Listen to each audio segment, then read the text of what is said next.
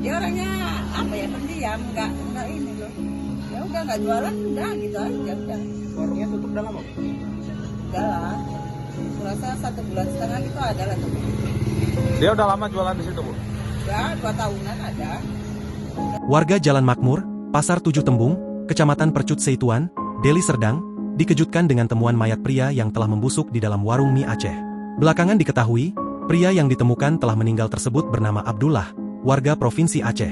Menurut salah seorang warga, Lilis, jasad Abdullah tersebut pertama kali ditemukan oleh keluarga korban yang berkunjung pada Minggu, 2 Juni 2024, malam. Ada saudaranya datang sehabis maghrib kemarin, kata Lilis kepada Tribun Medan, Senin, 3 Juni 2024. Katanya, saat itu jasad tersebut ditemukan dalam keadaan membusuk di dalam kamar warung mie Aceh milik korban.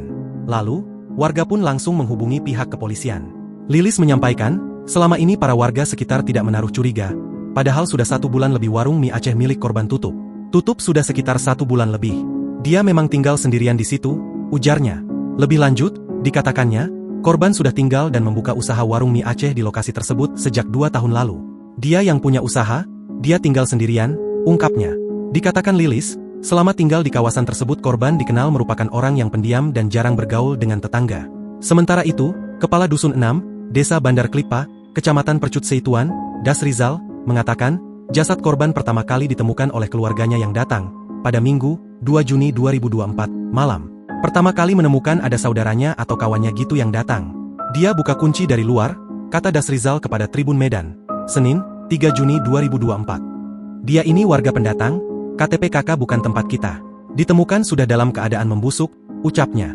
Lebih lanjut, ia mengungkapkan, kuat dugaan pemilik warung mie Aceh itu merupakan korban pembunuhan.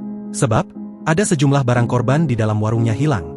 Sepertinya dibunuh, ada botol pecah di dalam. Informasinya televisi dan sepeda motornya hilang, pungkasnya. Download Tribun X sekarang. Menghadirkan lokal menjadi Indonesia.